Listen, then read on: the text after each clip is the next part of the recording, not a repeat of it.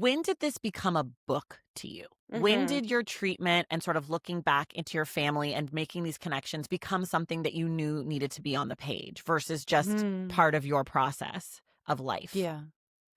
Yeah, actually, before I was hospitalized, I was a journalist.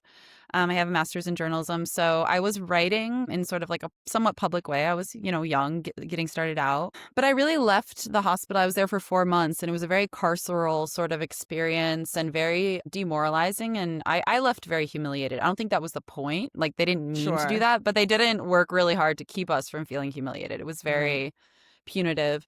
So I basically swore, among other things, that I would never write again because I had internalized this idea of like, your mind's broken, you're crazy. And so doing anything public facing was completely mortifying to me. Yeah. The writing started sort of in this, and you might hear me use a few kind of like woo words in this I live in LA. conversation. It's fine. All I'm right. familiar with woo-woo words. Okay. So amazing. Save space. Thank you.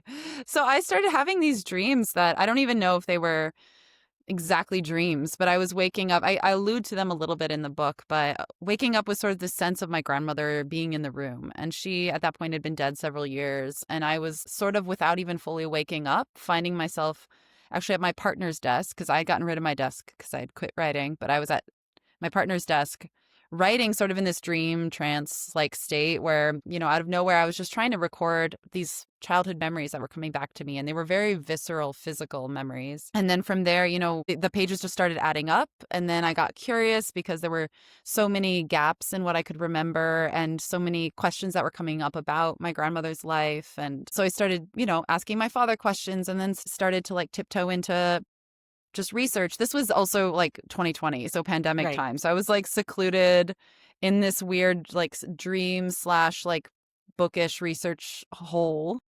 And it was a dear friend of mine that, eventually confronted me like gently with saying, I think you're writing a book. And that was when, it struck me so to my core, like it was a split second difference between this recognition, this leap of recognition in my chest, and then this fear that came right after it to sort of clamp down on that. I'm like, no, I could never do that. I'm not a writer. So then it was a negotiation between those two forces for a while, but eventually, yeah, she was The right. writer came back.